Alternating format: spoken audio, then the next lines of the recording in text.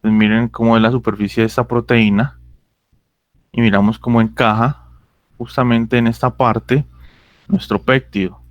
Vamos a colocar el péptido, una conformación también en superficie y vemos, miren cómo encaja el péptido. ¿Sí ve?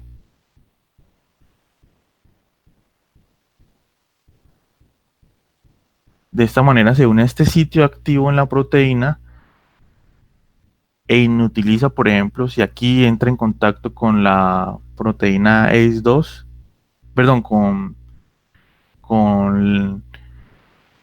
entra en contacto la glicoproteína spike con la ACE2, entonces acá esta proteína, este péptido se encarga de bloquear esas conexiones y por lo tanto entonces posiblemente no podría entrar. Pero bueno, eso es un adelanto para que vean lo importante de conocer el nivel de bioquímica estructural. Bueno, pasando entonces al metabolismo de nucleótidos.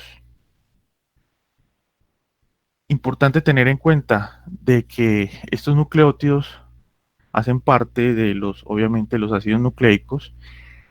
Van a actuar entonces como tal en muchos procesos, como ustedes han visto, a nivel de metabolismo de energía, como por ejemplo nucleótidos de alta energía, como el ATP. Encontramos las coenzimas, como el NADH, el NADPH, FAD, de traducción de señales, como por ejemplo el AMP cíclico. Vemos que la conformación como tal son a nivel estructural, son heterociclos que tienen nitrógenos. Estos ácidos nucleicos pueden ser obtenidos de la dieta o pueden ser fabricados de nuevo y normalmente son degradados a nucleósidos, que nucleósidos son aquellas conformaciones en las cuales se elimina el grupo fosfato y queda la base nitrogenada con el azúcar, nucleósido. Estos nucleósidos también pueden ser degradados a el azúcar y la base nitrogenada y como tal no son importantes como requerimiento nutricional, ya que la misma célula se puede encargar de generarlos a partir, por ejemplo, de aminoácidos como la glutamina, el aspartato, entre otros. Esta enfermedad, el síndrome de Lesch-Nyhan, es una enfermedad en la cual hay una ausencia de un que es la hidroxil transferasa, que hace que se acumule entonces un metabolito en el cuerpo de estas personas y se aumente la tasa de degradación como tal de los ácidos nucleicos. Es una enfermedad que es recesiva ligada al X, eso quiere decir que los hombres siempre tienden a manifestar este fenotipo y además de eso, las mujeres pueden ser portadoras o si tienen los dos X malos, serían entonces las que padecen también de la enfermedad. En ese caso hay muchas mutaciones, alrededor de 200 o más, con respecto a la pérdida de este gen, de esta enzima, y por lo tanto entonces va a tener variaciones, por ejemplo, en la afinidad con el ligando, y una prevalencia de 1 en 380.000, con unos síntomas en los cuales esas personas van a tener una acumulación de ácido úrico. Y además de esto, se va a tener problemas de retraso mental con una alta tendencia a generar automutilación, de comerse los labios, de comerse la misma piel de las extremidades, en este caso de las manos. Y todo se debe entonces a problemas a nivel de enzimas que se trabajan en el metabolismo de los ácidos nucleicos. Entonces, ¿cuál es la importancia del metabolismo de los nucleótidos? Los nucleótidos, como ustedes ya saben, hacen parte como tal de los ácidos nucleicos, son importantes en transportar energía, como por ejemplo el ATP y el GTP. Además, funcionan como cofactores enzimáticos como el NADFA, la misma coenzima A, como mensajeros químicos como el AMP cíclico o GMP cíclico. Entonces, este conjunto de células corresponde al menos del 1% de lo que necesitan estos ácidos nucleicos. Por lo tanto, entonces las células necesitan sintetizar estos nucleótidos continuamente para que tengan lugar esos procesos que ustedes ya saben de replicación, de transcripción y de traducción. Acá vemos la estructura como tal del nucleótido, como para recordar. Tiene un grupo fosfato unido al carbono 5 de una pentosa. En este caso puede ser esa pentosa una ribosa o una desoxirribosa, que van a tener una diferencia principalmente en el carbono 2, donde en este caso si tiene 2 OH estaríamos hablando de una ribosa. Si tiene un hidrógeno, entonces estaríamos hablando de una desoxirribosa. Y este cambio va a afectar la afinidad y la estabilidad de la molécula del DNA. ¿Por qué? Porque cuando tiene estos oxígenos hay una mayor probabilidad de formar enlaces. ¿Quién está entrando? Bueno, de formar enlaces con otras moléculas. Los oxígenos son muy electronegativos y si en este caso tuvieran un hidrógeno, entonces bajaría la tasa de inestabilidad. Por lo tanto, vemos que el ADN es una molécula mucho más estable que una molécula de ARN. Y además de eso, entonces tenemos las uniones de esa pentosa a través del carbono 1 con una purina, con una base nitrogenada que puede ser purina o pirimidina. Entre estas encontramos, entre las purinas, la adenina y la guanina, que se van a diferenciar de las pirimidinas porque tienen dos anillos, y entre adenina y guanina se diferencian de que la adenina tiene un grupo amino y la guanina tiene un grupo carbonilo acá, y además tiene un grupo amino en esta posición. Las pirimidinas, tenemos la citosina, la timidina y el uracilo, que su diferencia va a ser, en este caso, en este carbono, donde vamos a tener para la citosina un grupo amino. Para el grado de la timina tenemos tanto un grupo carbonilo como un grupo metilo, CH3, y el uracilo solamente intercambia este grupo amino de la citosina por un grupo carbonilo, y como tal tenemos esta estructura. ¿Cómo es el metabolismo de los nucleótidos? Es algo bastante complejo, es una ruta metabólica bastante larga, perdón, que básicamente consiste en dos partes, como hemos venido siempre observando, el anabolismo y el catabolismo. En este caso, en la biosíntesis hay dos formas de obtenerse esos nucleótidos. Una es vía de novo, o sea, vamos fabricando como tal todo desde cero, esos nucleótidos desde cero, a partir justamente de la ribosa, que ustedes se acuerdan de dónde viene la ribosa. Hay una vía metabólica que hablamos que produce la ribosa.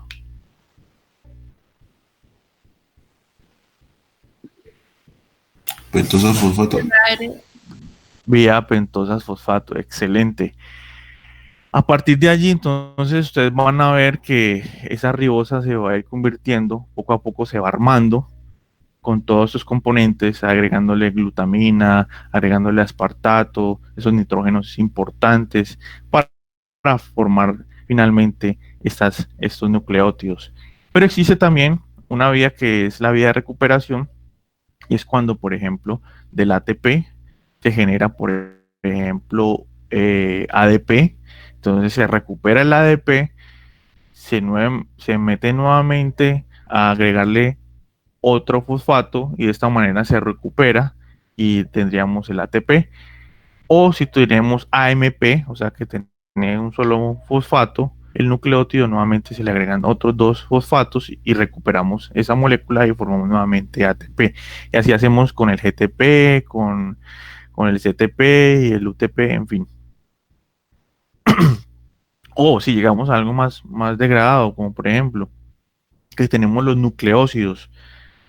El nucleócido, acuérdense que es el que tiene la base nitrogenada con el azúcar. Estos también se pueden recuperar y agregarse los fosfatos los fosfatos para finalmente entonces nuevamente obtener estos nucleótidos. Esas serían las dos vías, la de biosíntesis de novo y de recuperación. Por otro lado, entonces, tenemos el catabolismo tanto de las bases púricas como las pirimídicas. En el caso que llama mucho la atención y que recuerden mucho, a nivel de purinas, se obtiene como tal el ácido úrico. Ya ustedes saben que el ácido úrico, cuando se acumula, ¿qué enfermedad produce? La gota. Gota. La gota. Muy bien. Excelente. Bueno, vamos a empezar como tal con la biosíntesis de los nucleótidos.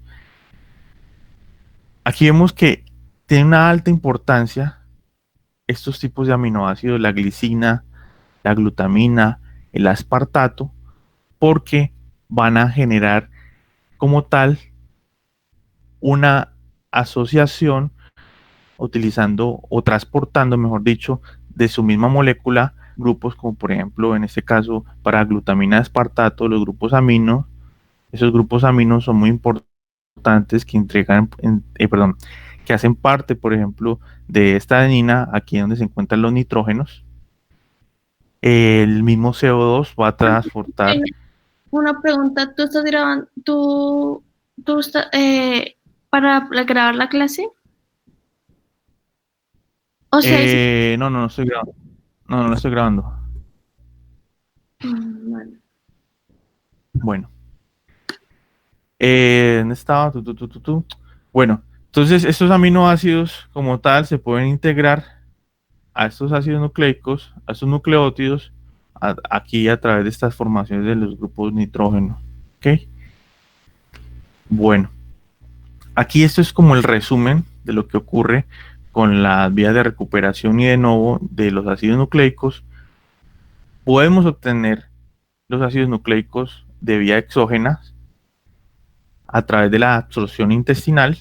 Esto luego, estos ácidos nucleicos pueden catabolizarse y finalmente entonces excretarse como ácido úrico y eliminarse, o puede dentro de ese mismo catabolismo obtenerse, por ejemplo, como les dije, los nucleócidos o, o nucleótidos con bajo nivel de fosfatos que se pueden recuperar nuevamente y entrar a la vía endógena, donde se reorganiza nuevamente, se les agrega los fosfatos que hagan falta para obtener nuevamente esos nucleótidos.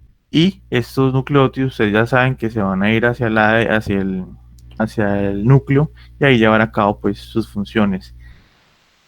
Existe otra vía que es la de biosíntesis, que ya la venimos hablando, que es justamente de esos nucleótidos que no sirven o que ya están degradados, se pueden reutilizar, o puede ser también a través de la unión de estos aminoácidos que les mencioné, glutamina, aspartato, glicina, justo con la ribosa, para finalmente obtener a través de novo nuevamente las purinas y pirimedinas. Este cuadro es muy importante para que lo tengan en cuenta a nivel de contexto global, cómo funciona ese proceso de, del metabolismo de los ácidos nucleicos.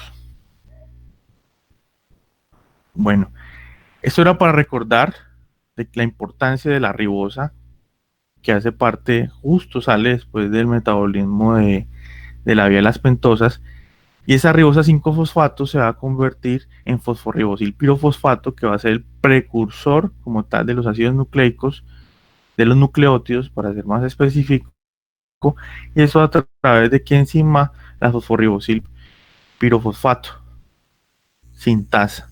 Entonces ahí vemos la conversión de esta ribosa 5-fosfato. Para empezar entonces con la síntesis de novo de pirimidinas, cuando hablo de síntesis de novo es que vamos a empezar de cero fabricando como tal nuestros nucleótidos. En este caso, las pirimidinas se formarían a partir de la combinación del bicarbonato más un grupo amino junto a unas moléculas de ATP, en este caso serían dos, van a terminar formando el carbamil fosfato. De esta manera obtenemos este anillo que se le va a adicionar un aspartato y el aspartato le va a agregar el otro nitrógeno que hace falta para finalmente obtener entonces esta estructura que ustedes ya la reconocen, que hace parte de las pirimidinas. En este caso, luego tenemos el UTP, y el UTP es el primer, o sea, el precursor de las otras, los otros nucleótidos, de las otras pirimidinas. Entonces, tenemos acá que el UTP se puede convertir a CTP, y estos dos funcionar para el RNA, o el mismo UTP se puede convertir en TTP, y el CTP se puede convertir en CTP, o sea que ya cambiamos, en este caso sería la pentosa a una desoxirribosa, y estos dos serían importantísimos para el DNA. El carbamoil fosfato, entonces, como ustedes vieron, es sintetizado a partir del carbonato y amoníaco. Acá vemos entonces que el bicarbonato se convierte primero en carboxifosfato, y aquí vemos cómo la glutamina, el primer aminoácido, entra a otorgarle o transferirle este grupo amino y obtenemos el ácido carbámico. Ese ácido carbámico luego viene un ATP y entrega ese fosfato.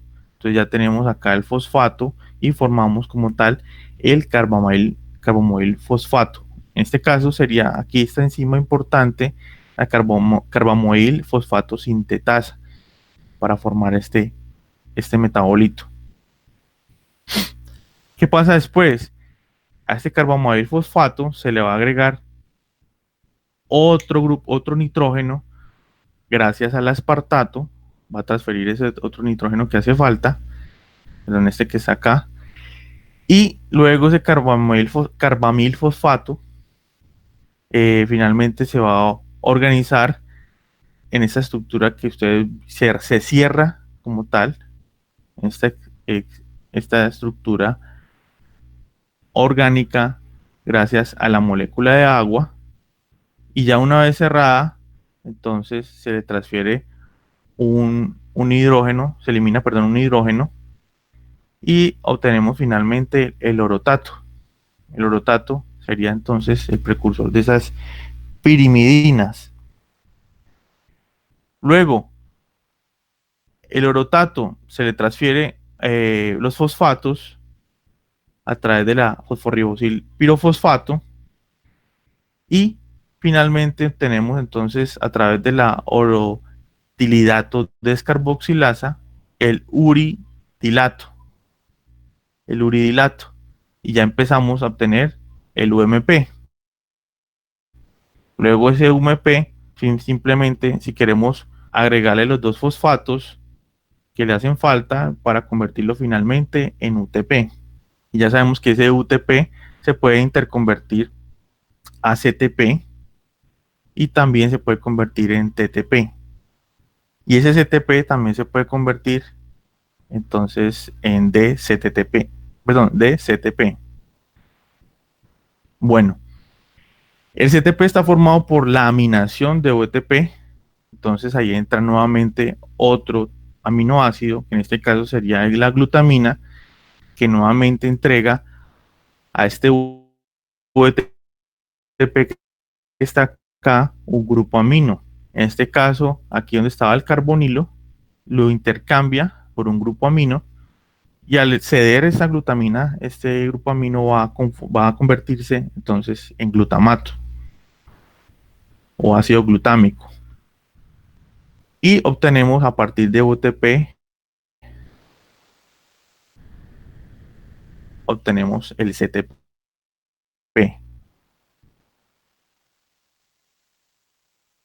Sola con la transferencia justamente de este grupo amino. Aquí vemos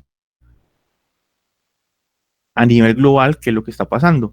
Vemos que a partir de glutamina, de bicarbonato y ATP obtuvimos carbamoil fosfato, luego carbamoil aspartato, luego dihidroorotato, orotato, y así hasta obtener finalmente UMP, y de UMP le agregamos fosfatos y obtenemos UTP. y este UTP se puede convertir a CTP. Dentro de este proceso existe también, como les dije, una regulación principalmente sobre la enzima carbamol fosfato sintetasa 2, que puede ser por una retroalimentación positiva o negativa. En este caso, la fosforribosil, acuerdan que ribosafosfato se convierte en fosforribosil fosfato. Ese fosforribosil fosfato va a ser un estimulante para la carbamol fosfato sintetasa para iniciar el proceso de la biosíntesis de las pirimidinas, y por el contrario, ya cuando se tienen el UDP u UTP, estos van a servir como inhibidores de esta carbamol fosfato sintetasa 2. ¿Ok? Entonces ahí ven ustedes la retroalimentación negativa que inhibe este proceso. Bueno, aquí era para mostrarles simplemente la transformación del orotilidato o OMP en los diferentes tipos de moléculas, UMP, CMP, si estamos hablando que tiene citidina, o si tiene timidina, entonces sería TMP. Bueno, pasando entonces a la síntesis de nuevo de purinas. Ya sabemos que las purinas serían las adenina y guaninas. En este caso, tenemos entonces el fosforribosil, ya saben de dónde viene, de la ribosa, se convierte en 5-fosforribosil silamina, luego se transforma a glicinamida, porque en este caso la glicina es la que va a aportar ese grupo amino. Luego así vemos una serie de reacciones que en este caso pues no son importantes memorizarlas o saberlas, simplemente saber o tener en cuenta que a partir de ese fosforribosil pirofosfato se va a obtener el ácido inósico o IMP. Pues a grandes rasgos, eso es lo que vamos a obtener. Se va a unir los aminoácidos, en este caso, como la glicina, la glutamina y el azúcar de 5 carbonos que proviene de la ribosa, que se va a convertir en fosforidoxil pirofosfato para que juntos vayan a formar la inosina o inositato o IMP. El IMP es un precursor de el GMP y el AMP, que obviamente ustedes ya saben que hacen parte de las bases púricas, que además se les adiciona los otros dos fosfatos y se convierten en GTP, y para la AMP se convertiría entonces en ATP. Pero que quiero que quede aquí muy, por favor, claro, que el precursor de estos va a ser el IMP, ¿ok? Y los aminoácidos que utilizamos acá serían la glutamina y la glicina. ¿Qué aminoácidos utilizamos para las pirimidinas? Aspartato. Aspartato, muy bien. Aspartato. Excelente. Bueno, tanto que les hablé de los aminoácidos. ¿Por qué? ¿Dónde se introducen aquí los aminoácidos para formar las purinas? Aquí vemos la glicina, que va a aportar el grupo amino. Vemos acá, todo esto hace parte de la glicina. El CO2, aquí aporta su carbono, el formato, sus carbonos acá. La glutamina, tenemos entonces acá también los grupos nitrógenos. Y el aspartato también aquí aporta un nitrógeno. Entonces aquí vemos los tres aminoácidos: glicina, aspartato y glutamina. Bueno, acá lo que pasa es que ya saben ustedes, para mostrarles o recordarles, que el IMP es el precursor del ATP y el GTP. Simplemente acá luego, perdón, se le cambia o se le quita, en este caso, un oxígeno para a la ribosa para convertirla en desoxirribosa o desoxi ATP, desoxi GTP. Pero miren cómo el precursor va a ser entonces el IMP para las purinas. Bueno, esto era para que ustedes miraran acá en este caso la ribosa, cómo va a interconvertirse. Tenemos fosforribosil pirofosfato hasta obtener luego 5-fosforribosil 1-amina, que va a ser importantísimo para conformar como tal esta base nitrogenada, en este caso estas purinas, y utilizamos una enzima que es la glutamina fosforil amidotransferasa, unos pasos muy importantes para la formación de estas bases, de estos nucleótidos. Aquí vemos nuevamente todo ese proceso largo donde se van incluyendo esos aminoácidos que ya les mencioné, como la glutamina, la glicina, el formato. Miren el formato que ya aquí aporta su carbono. Aquí vemos la glicina que aporta entonces este grupo amino y junto al grupo carbonilo. Aquí vemos entonces como la glutamina nuevamente entra a aportar entonces los otros otro nitrógeno que le hace falta. Y finalmente entonces aquí entra otra vez nuevamente el formato para entregar ese carbono. Pero pues como tal ya vieron la imagen más clara en la anterior donde se ven como todos estos aminoácidos terminan finalmente junto al formato construyendo las purinas. ¿Y cuál es el objetivo final? Como les dije, formar IMP. ¿Y el IMP es precursor de qué?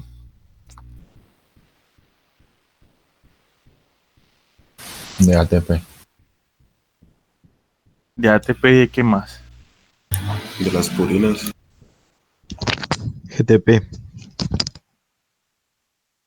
¿Cuál es la otra purina? Y GTP, excelente, muy bien. Luego, ¿qué va a pasar? Aquí, esto es muy importante. El IMP, nosotros dijimos que se transformaban luego en GTP y en ATP, pero hay unos pasos previos que son importantísimas, que si fallan van a tener problemas como en este caso las enfermedades de la enfermedad que les mencioné anteriormente, el Lesch-Nyhan. Y en este caso el IMP, entonces para convertirse en AMP y en GMP tiene que pasar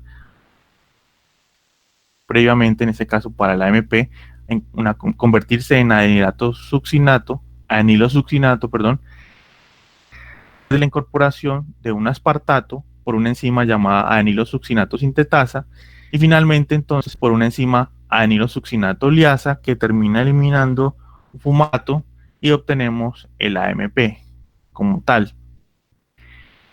Entonces acá hay una redistribución de este mismo grupo amino que estaba acá más simple, se redistribuye, se elimina ese fumarato y se obtiene como tal este AMP. Para el caso de la formación del GMP, el aminoácido que se adhiere sería a través de la XMP glutamina amidotransferasa, que proviene entonces, coge como sustrato un santilato o XMP. Ese santilato se convierte en guanilato o GMP. Entonces aquí vemos a nivel global como EMP, pasamos por unos intermediarios para llegar finalmente a AMP y GMP.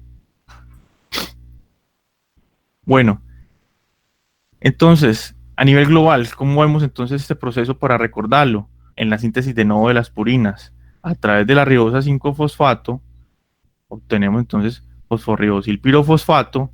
Ese fosforribosil pirofosfato se va a convertir en fosforribosil amina para finalmente, ya saben ustedes qué intermediarios hay acá, generar IMP y este IMP va a finalmente conformar la anilosuccinato y conformar de esta manera también el AMP. Por otro lado, se forma el santilato y el santilato va a dar origen al GMP.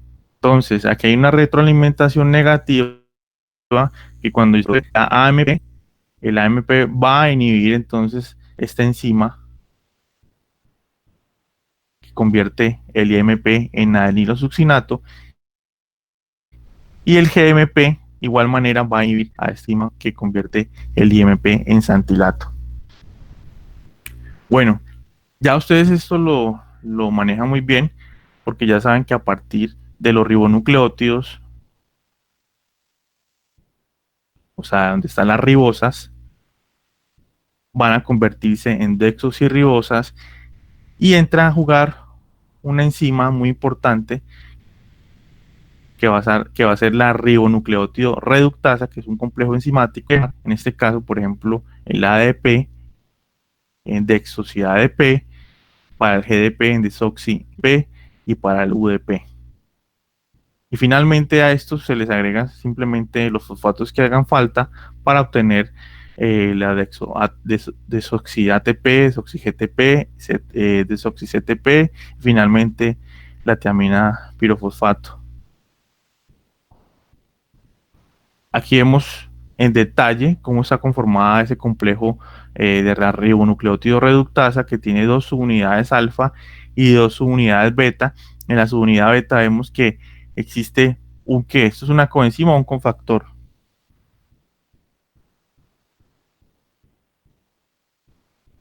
Esto que está El acá, cofactor. este hierro, Cofactor. un cofactor.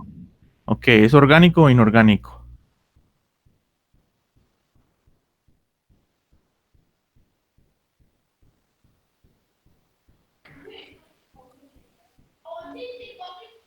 El hierro, ¿orgánico o inorgánico? Orgánico. Orgánico. No, no. Estos son iones que son inorgánicos. En este caso es un anión o un catión en este estado. Catión. Un catión, perfecto. Perfecto. Bueno, entonces aquí vemos cómo se puede unir a estas unidades dentro de la misma unidad alfa. Se pueden encontrar varios sitios de unión selectivos, tanto para el ATP como para, en este caso, el ADP, CDP, UDP, que serían en este caso los sustratos importantísimos para obtener finalmente estas moléculas de desoxi-ADP, desoxi-GDP, CDP y UDP.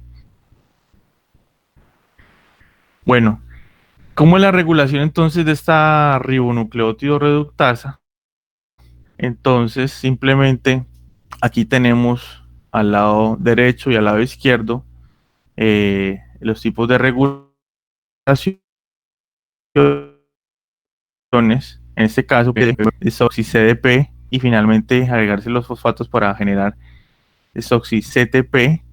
Existe entonces una regulación positiva por medio de la molécula de ATP que va a estimular entonces ese proceso de generación del desoxi-CDP. Por otro lado, entonces, el UDP también se va a estimular en este caso para convertir desoxi-UDP y desoxi-TTP a través del mismo ATP, que va a ser muy importante para estimular también este proceso. El GDP va a ser estimulado por la presencia de este desoxi-TTP para convertirse en desoxi-GDP y así también en desoxi-GTP. Pero ese desoxi-GTP producido va a actuar como un inhibidor, como una retroalimentación negativa hacia las enzimas que convierten el UDP a desoxi-UDP y que convierten GDP en DGDP. De esa manera entonces se regula la producción de estos nucleótidos y de igual manera este mismo desoxi-GTP va a actuar como un activador, una retroalimentación positiva al ADP para que el ADP finalmente se convierta en desoxi-ADP y con la agregación de los fosfatos finalmente obtengamos la molécula de desoxi-ATP. Que vemos como todas estas mismas moléculas que se generan acá van a actuar como retroalimentadores positivos o negativos en esos procesos de conversión. Bueno, entonces finalmente acá tenemos como el timildilato o desoxi-TMP es convertido a través de una enzima que esta sí es muy importante tenerla en cuenta, la timildilato sintasa, a través de un proceso que viene de convertirse el CDP en desoxi-CTP, y a través de una desaminasa, o sea, quitamos un grupo amino, obtenemos el desoxi-UTP. De igual manera, a través de UDP podemos llegar también a desoxi-UTP, y de esta desoxi-UTP, UTP-ASA va a convertirlo, o le va a quitar un fosfato, los dos fosfatos, perdón, y va a generar entonces el UMP, y luego llega la timidilato sintasa para finalmente obtener este timidilato, que es muy importante para formar entonces el ATP. Bueno, eso es como en este caso, cómo actúa un fármaco, por ejemplo, contra el cáncer. En este caso tenemos que las células cancerígenas se replican muchas veces a una alta velocidad a comparación de las células normales. En este caso, lo que se quiere hacer con estos fármacos es inhibir esos procesos de replicación, y específicamente se va a tratar sobre esa enzima que hemos nombrado, esa timidilato sintasa, que ya ustedes vieron que era importante para convertir entonces de desoxi-OMP en desoxi-TMP. Esta enzima es un blanco terapéutico para inhibir como tal la replicación de las células cancerosas a través de un fármaco que se llama fluoroxilo, que inhibe esta enzima, la timidilato sintasa. Por lo tanto, entonces no tendría este TMP como tal, lo que es la replicación dentro de la misma célula cancerosa no se puede dar correctamente. Sin embargo, hay un problema, que esto no es altamente específico. Por lo tanto, entonces este fármaco también puede afectar a las células normales y obviamente dañarlas. De ahí la importancia de utilizar nuevos fármacos donde se mejore la especificidad del fármaco. ¿Eso qué quiere decir?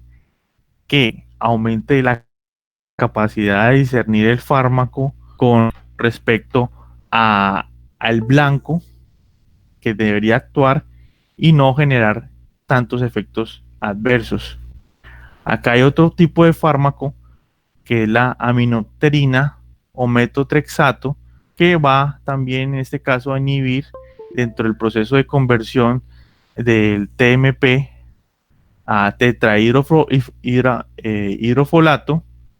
En ese proceso va a inhibir una enzima que es la dihidrofolato reductasa, y por lo tanto no vamos a obtener el tetrahidrofolato, que va a ser importantísimo también para generar el mismo TMP. Ahí vemos entonces dos objetivos o dos blancos terapéuticos contra las células cancerosas. Por otro lado, tenemos entonces las vías de recuperación de los nucleótidos, que como les dije anteriormente, simplemente tenemos una ribosa en estado fosforibosil pirofosfato y tenemos una base, y eso simplemente sería la adición de los fosfatos que le hagan falta, o en este caso si tenemos un nucleócido, entonces también se le agrega el fosfato que hace falta para finalmente obtener el nucleótido. O sea, estamos recuperando, como dice su nombre, esos nucleótidos que les faltan fosfatos. Aquí simplemente entonces tenemos el fosforibosil pirofosfato, y a través de esta enzima, que es importante que ustedes ya la vieron, que si hay una deficiencia, en este caso la hipoxantina guanina fosforibosil transferasa, va a tener entonces un papel importante en la conversión de la purina, y por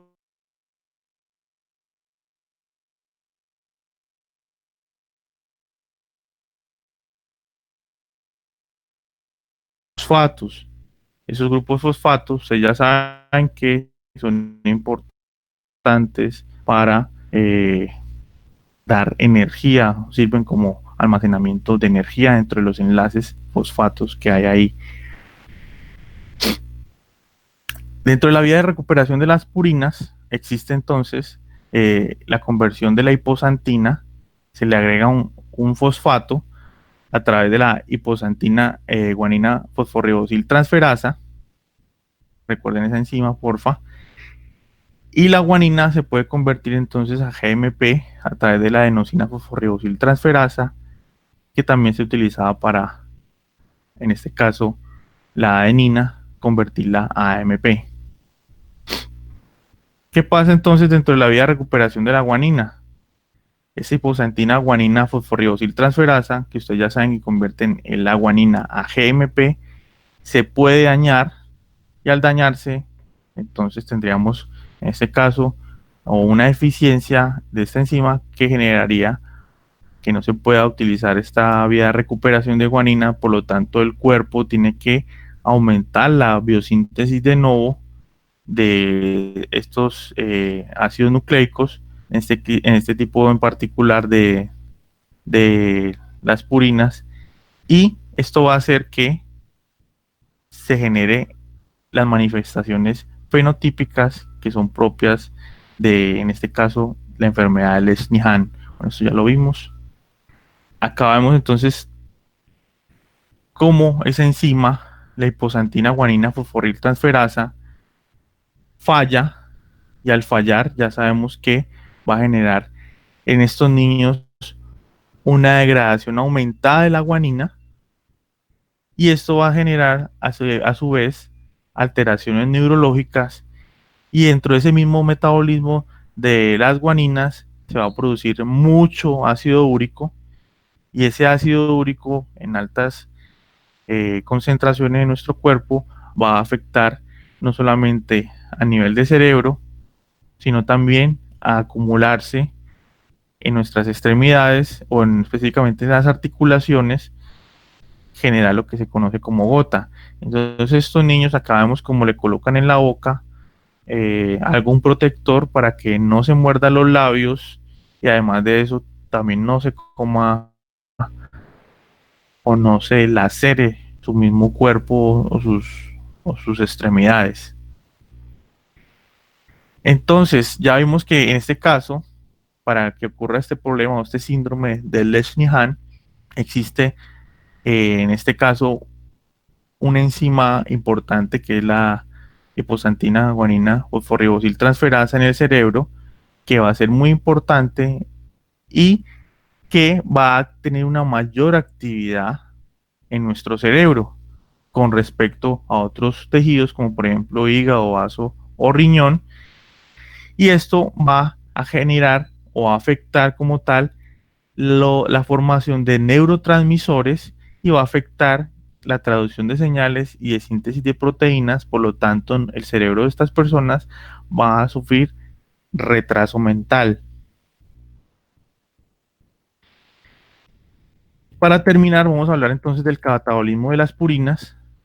Aquí vemos cómo en ese proceso para la obtención finalmente de ácido úrico, simplemente a partir de GMP y AMP, llegamos a través de la formación de las santinas. Aquí en este caso para el GMP se degrada a guanosina, de guanosina a guanina, luego la guanina a través de una guanina de aminasa le quitamos el grupo amino y obtenemos la santina, y a través de una enzima que se llama la santina oxidasa obtenemos el ácido úrico. Por otro lado, el AMP se convierte en adenosina porque pierde, ya saben ustedes, el fosfato. Luego esa adenosina se convierte en inosina, y finalmente tenemos la hiposantina, y esa hiposantina es degradada a través de una enzima que se llama santina oxidasa, que también se utiliza nuevamente para convertir esa santina que se creó en ácido úrico. Entonces ahí vemos las dos formas de llegar también a la formación del ácido úrico. Bueno, acá vemos nuevamente ese metabolismo con más en detalle. En este caso, el AMP vemos que se convierte en hipoxantina y el GMP se convierte en santina. Y a través de esta misma enzima, que va a ser muy importante, es así, por favor, quiero que la recuerden, la santina oxidasa, esta santina oxidasa me va a permitir obtener como tal el ácido úrico, que es el que se necesita eliminar. Normalmente el ácido úrico está en forma, perdón, de urato monosódico que tiene baja solubilidad a pH corporal, y solo parte de este, o sea, el 10%, es filtrado por los riñones. El exceso de este ácido úrico aumenta en la sangre y conocemos este proceso como hiperuricemia, y ese aumento, ya saben ustedes que van a hacer las articulaciones y generar depósitos en forma de cristales denominado como gota. A nivel de causas de la gota, ¿cuál va a ser? Pues estos niveles altos de ácido úrico, que puede ser también por unas causas excesivas en la ingesta de purinas, o por otro lado a través de las deficiencias enzimáticas congénitas, como ya lo hemos visto, a través de la hipoxantina fosforilosil transferasa, que es la causante de la enfermedad de Lesch-Nyhan. Listo. Los síntomas van a ser entonces que se acumulan también no solamente en las articulaciones, sino también debajo de la piel, causando úlceras. Los sitios predilectos para acumularse van a ser los codos, los dedos, las articulaciones de los dedos. ¿Puedes cerrar un poquito, por favor, el micrófono? Gracias. También se puede acumular en la misma oreja formando bultos. Aquí vemos, para los que van a hablar de la orina, vemos cómo se observan esos cristales de ácido úrico, y es un indicativo en orina, cuando están aumentados, de que posiblemente el paciente está presentando hiperuricemia. Aquí vemos las acumulaciones en las articulaciones y en la piel, donde forman estos bultos. Y aquí vemos en las articulaciones de las manos cómo esos bultos se observan, que van a afectar entonces la movilidad, y va a ser súper doloroso para los pacientes llevar a cabo sus actividades diarias. Bueno, es como en este caso utilizamos para el tratamiento de la gota un fármaco que es el alopurinol, que justamente va a actuar sobre esa enzima que les dije que se acordaran, que es la xantina oxidasa. Para recordarles, entonces la guanina se degrada a xantina, y la xantina finalmente en ácido úrico, y esto se utiliza la xantina oxidasa. Por otro lado, entonces tenemos que la hipoxantina también se degrada a xantina, y la xantina a ácido úrico. ¿A través de qué enzimas? La xantina oxidasa. Entonces, el alopurinol se encarga como tal de inhibir este proceso, de inhibir esa conversión o esa generación de ácido úrico.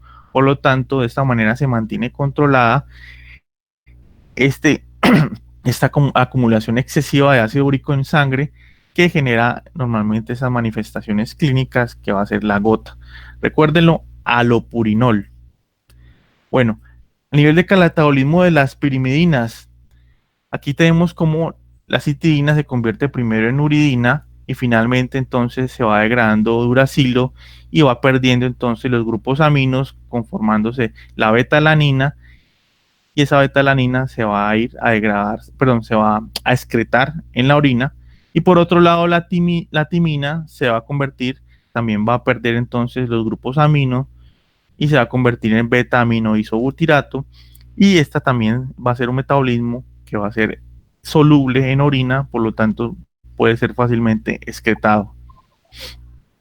En resumen, para terminar, entonces tenemos la formación del DNA a partir de, pueden bajarles porfa el micrófono, desconectarlo, listo. A partir entonces de la unión de aminoácidos y azúcares, vamos a obtener finalmente estas bases, estos ácidos nucleicos, estos nucleótidos. Entonces hay aminoácidos que van a conformar el carbamoil fosfato para finalmente obtener UMP. Ese mismo UMP se va a convertir en UDP y a su vez en UTP, y ese UTP se puede interconvertir en CTP, y ese CTP finalmente en CDP y de esta manera pasar a convertirse esa ribosa en desoxirribosa y obtener desoxi-CDP, y ese mismo desoxi-CDP, si se le quita un fosfato, entonces se convierte en desoxi-CMP, o si se le agrega otro, se convierte en desoxi-CTP, y ya tenemos entonces la citosina. Por otro lado, tenemos también la formación de GDP, y el GDP simplemente con la adición de, de fosfatos, entonces obtendríamos el desoxi GTP. Lo mismo pasa para el ATP. Y vemos a nivel global la importancia de la ribosa para formar la fosforibosil pirofosfato, que va a ser importantísimo para, en este caso, como precursor de UMP. Y de esta manera ustedes ya observan cómo el UMP se puede repartir en todo lo que son estas bases nitrogenadas. Y por otro lado, el otro precursor importante para la guanina y la adenina va a ser el IMP. El IMP va a generar entonces GMP y AMP, y ustedes ya saben que a partir de la adición de más fosfatos, entonces vamos a tener finalmente el GTP y el ATP, que son los que van a formar la guanina y la adenina en en nuestro cuerpo. Y bueno, eso es todo. Yo creo que ya podemos empezar entonces. ¿Quién está listo? ¿Quiénes están listos?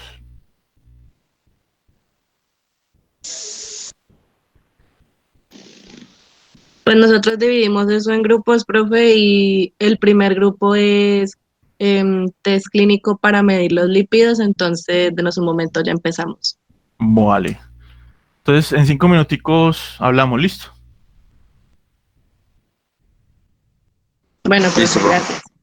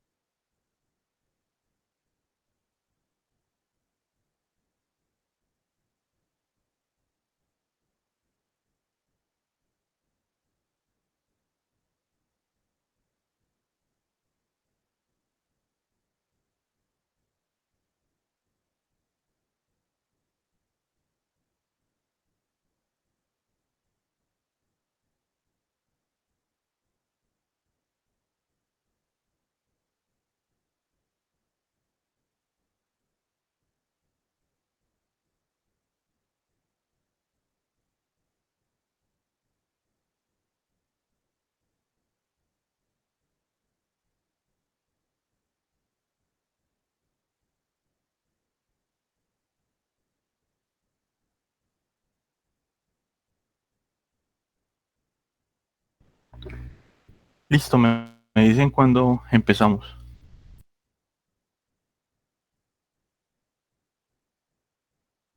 Profe, ¿y por qué no escoge usted al azar? ¿No es mejor? O en orden. Para eso escogemos un orden. Bueno, denme el nombre, porfa, de las personas del primer grupo.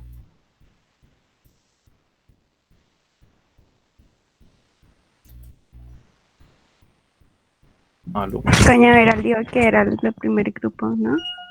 Sí, por eso. Pero ¿cuál es el nombre de las personas del primer grupo?